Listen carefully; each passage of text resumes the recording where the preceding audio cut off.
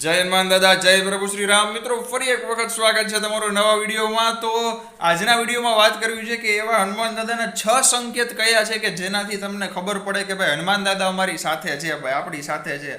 એમણે દાદા એના દૂત મૂકેલા છે આપણા ઘર પરિવારની રક્ષા કરવા, અથવા તો શક્તિ મૂકેલી છે દાદાએ, બરોબર. એવી ખબર કેમ પડે?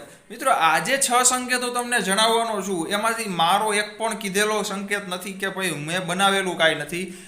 કથાવાચકો ઘણા બધાએ કીધેલું છે, સાધુ સંતોએ પણ કીધેલું છે, અને બાગેશ્વર ધામના મહંત ધીરેન્દ્ર કૃષ્ણ શાસ્ત્રી મહારાજ જે છે એમને પણ આ વાત કરેલી હતી જ્યારે રાજકોટ આવ્યા હતા થોડો સમય પહેલાં. કદાચ 6 મહિના વર્ષ કે ખ્યાલ નથી, પણ થોડો ટાઈમ પહેલાં જ રાજકોટ જ્યારે એમની કથા હતી ને રેસકોર્સ ગાર્ડ, આપણે રેસકોર્સમાં, એ સમયે અમારા ઘરની સાઈડમાં જ, ઘર બાજુ જે એક ફ્લેટ છે મોટો, ત્યાં એ રોકાણ હતા. તો હું મારા મિત્ર સાથે ત્યાં ગયો હતો, અને એમના જ્યાં રોકાણ હતા એ ઘરમાં પણ અમે ગયા હતા. દાદા પાસે બેઠા હતા, એ ધીરેન્દ્ર મહારાજ પાસે ઘણો બધો સત્સંગ પણ કર્યો. મિત્રો, વિડીયો પણ તમને બતાવું છું. ત્યાં શું, ઘરની પ્રાઇવસી માટે છૂટ નહોતી વિડીયો ઉતારવાની, પણ તેમ છતાં 2-3 લોકો શૂટ કરતા હતા એટલે મેં પણ વિડીયો શૂટ કર્યો હતો, તમને એ બતાવીશ.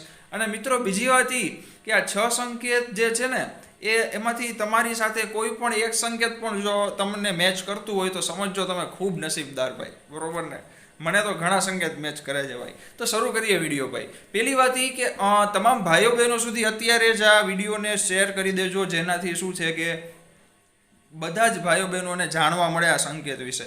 અને ચેનલને સબસ્ક્રાઇબ જરૂરથી કરજો, લાલ બટન પ્રેસ કરી દેજો, જેથી મને પણ એક ઉત્સાહ મળે, એક હિંમત મળે, એક મોજ મળે કે હા ભાઈ હું બનાવું છું, એ તમામ ભાઈઓ બહેનોને ગમે છે જોવું, બરોબર ને. કંઈ ભૂલચૂક હોય તો કમેન્ટ જરૂરથી કરજો. તો વિડીયો શરૂ કરીએ મિત્રો. પહેલો જે છે સંકેત, એ સંકેતમાં હું તમને કહેવા માગું છું કે તમને તમારા ભૂતકાળમાં કરેલી કોઈ પણ ભૂલથી પણ, અથવા તો જાણી જોઈને, અથવા તો અજાણીએથી, અથવા તો કોઈ મજબૂરીમાં કાંઈ પણ ખોટું કામ થયું હોય, ભૂલચૂક થઈ હોય, એનો પછતાવો તમને થતો હોય કે ભાઈ આ મારાથી ખોટું થઈ ગયું, આ વસ્તુ કરવા જેવી નહોતી, અને તમે હનુમાન દાદાના મંદિરે જઈને દાદા પાસે માફી પણ માગતા હોય કે દાદા મારાથી થઈ ગયું છે, મને માફ કરો, હવે હું આવી ભૂલ ક્યારેય નહીં કરું.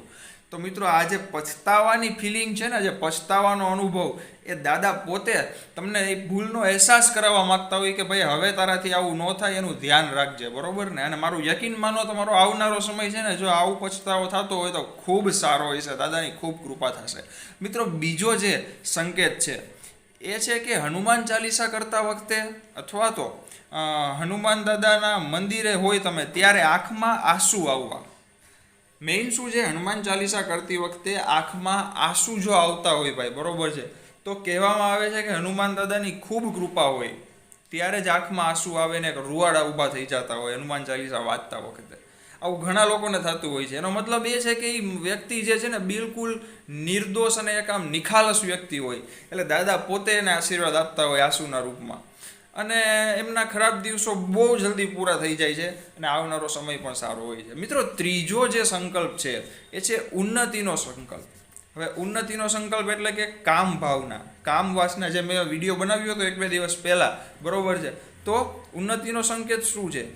કોઈ સ્ત્રી હોય, હવે એને ગમે તે પુરુષને જોવે, અજાણ્યા પુરુષને, અને એને પિતાને ભાઈના રૂપમાં દેખાતા હોય, ભાઈ, અને કોઈ સ્ત્રી છે, કોઈ પુરુષ સ્ત્રીને જોવે તો એને એ માતા બહેનના રૂપમાં જોતો હોય. જો આવી લાગણી અંદરથી ઉત્પન્ન થાય ને, કોઈ ખરાબ દ્રષ્ટિ ઈચ્છે તોય ન થઈ શકે, એનાથી એનું કામ જ નથી. આ એવું જો થઈ જાય ને કોઈ વ્યક્તિ સાથે, તો સમજી લેવાનું દાદા પૂરેપૂરી હાજરી દાદાની એમની સાથે છે, ભાઈ, 24 કલાક. હા, આ એક ઉન્નતિનો સંકેત કહેવાય. એનો સમય પણ આવનારો ગજબ હોય, ભાઈ, રાજાની જિંદગી હોય, બરોબર છે. તો ચોથો સંકેત જે છે એ કહું એ પહેલાં તમને એક નાનકડી વાત કહી દઉં મિત્રો, કે મંગળવાર અને શનિવારે છે ને, મેં અગાઉ પણ કીધું છે, બજરંગ બાણનો પાઠ 21 વખત, અથવા તો એ ન થાય તો 2 વખત તો જરૂરથી વાંચજો, કારણ કે 2 વખત તો બધા વાંચી જ શકે ને, ભાઈ. હવે જેને પ્રોબ્લેમ તો બધાની લાઈફમાં કાંઈક છે, કોઈની લાઈફમાં કાંઈ પ્રોબ્લેમ ન હોય ને તોય બજરંગ બાણનો પાઠ ખૂબ જ તાકાતવર, શક્તિશાળી, એક અલગ ઉર્જા છે મિત્રો એમાં. બજરંગ બાણનો પાઠ તમે પોતે વાંચશો ને, પોતે અનુભવ કરશો, ત્યારે તમને જરૂરથી ખ્યાલ આવશે. તો આપણે વાત કરીએ ચોથા સંકેતની. ચોથો સંકેત છે મદદ કરવાનો સંકેત. તમે કોઈ પણ વ્યક્તિ હોય, વૃદ્ધ હોય, અથવા તો જરૂરિયાતમંદ હોય, તમારી પાસે કંઈ મદદ માટે માંગવા માટે આવ્યા, અથવા તો તમારા કોઈ રિલેટિવ હોય, ઘર પરિવારના લોકો, મિત્રો, વ્યક્તિ કોઈ પણ હોય, બરોબર છે, મદદની આશાએ તમારી પાસે આવ્યા ને તમે એને ખાલી હાથ નથી જવા દેતા કે હા ભાઈ દયાળુ સ્વભાવ છે તમારો, તમે મદદ કરી દીધી, પછી એણે ખોટી રીતે માગ્યું કે એણે બીજી જગ્યાએ વાપર્યું એ એના કર્મ જાણશે, પણ તમે મદદ કરી દીધી ને આનો સંકેત કહેવાય કે હનુમાન દાદાની દયા તમારા ઉપર રહેલી છે. મિત્રો, પાંચમો જે સંકેત છે એ છે કે વાંદરાનું ઘરમાં આવવું. તમારું ઘર ગમે તે શહેરમાં હોય, ગામમાં હોય, ગમે તે દેશમાં હોય, જ્યાં પણ રહેતા હોય, પણ વાંદરો જો ઘરમાં આવે, પછી એક વાંદરો હોય કે બે વાંદરા હોય, ગમે તેટલા હોય એ મેટર નથી કરતું, પણ જો વાંદરાની હાજરી ઘરમાં આવી ભાઈ એટલે સમજી લેવાનું દાદાની દયા છે. છઠ્ઠો અને છેલ્લો સંકેત મિત્રો,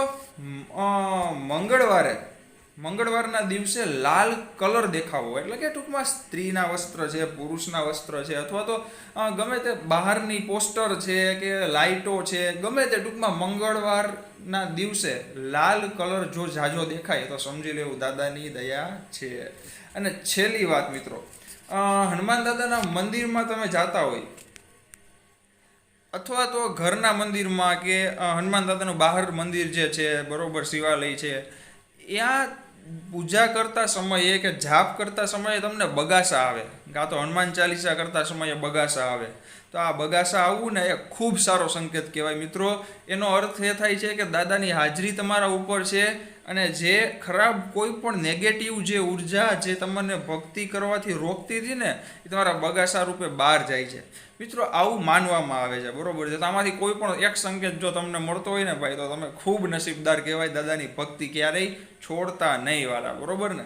તો બસ આજના વિડીયોમાં આટલી જ વાત કરવી હતી. હજી કહું છું, વિડીયોને તમામ ભાઈઓ બહેનો સુધી જરૂર શેર કરજો, જેનાથી શું થશે કે એ લોકોને પણ કંઈક જાણવા મળે અને ચેનલ મારી વિડીયોઝ જોશે એટલે કોઈ એક વ્યક્તિને પણ લાભ થાય ને ભાઈ એટલે મને આનંદ છે. અને ઓલરેડી ઘણા લોકોને લાભ થાય છે, હું તો એકની વાત કરું છું ભાઈ. એટલા મેસેજ આવે ને તમને હું ક્યારેક સ્ક્રીનશોટ પણ બતાવીશ, બરોબર છે.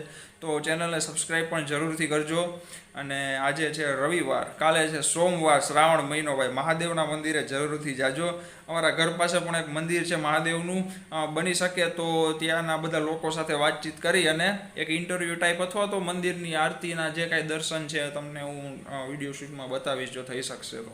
બાકી નવા વિડીયો તો દરરોજ એક વિડીયો હું જરૂર પોસ્ટ કરતો રહીશ. મળીએ નેક્સ્ટ વિડીયોમાં. ચેનલને સબસ્ક્રાઈબ કરજો, વિડીયો ગમ્યો હોય તો લાઇક બટન પણ દબાવી દેજો, અંગૂઠો છે, અને તમામ લોકો સુધી જરૂર શેર કરજો, બરોબર છે. ખુશ રહેજો, મોજમાં રહેજો, બાકી બધું તો ટેન્શન તો ચાલ્યા જ કરવાનું છે વાલા, બરોબર ને. જય હનુમાન દાદા, જય પ્રભુ શ્રી રામ, જય માતાજી.